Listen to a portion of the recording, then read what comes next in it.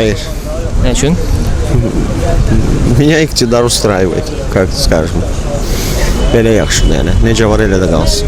Əslində bunu dövlət ayırmalıdır o büdcəni, istər müxalifətin, istər də iqtidar yönlü partiyalar üçün və ya təşkilatlar və ya eləcə namizədlər üçün sadəcə verərdim. Yəni hal-hazırki dövrdə verərdim, hətta artıq da verərdim.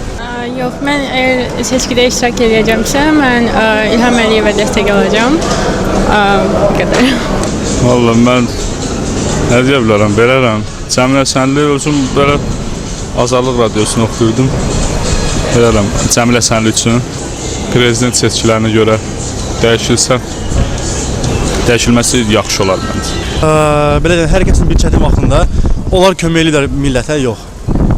Buna görə Türk partiyası olsun, ne verir. Mən nə o partiya, nə bu partiya, nə bir manat, nə bir köpək də verməzdim. Nə bunlara, nə onlara inanmıram mən. Heç kimlə inanmıram. Ne için? Ne üçün? Bir nə partiya var idi, o əvvəldən Sovet partiyası var idi. O partiya, Sovet partiyası, Komünist partiyası. O da düzgün idilər, o işləyir. Amma indiki bu partiyalar heç. Hamısı başlarını giydirmədilər. Gəlirlər, gedirlər, gəlirlər. Oyun gedir hələlik. Amma axırda nə olacaq, hələ bilmirik. Bəli, verərdim. Amma inanmıram ki, müxalifət Cəmilə Sənlini dəstəkləyəcək 1 milyon adam tapsın.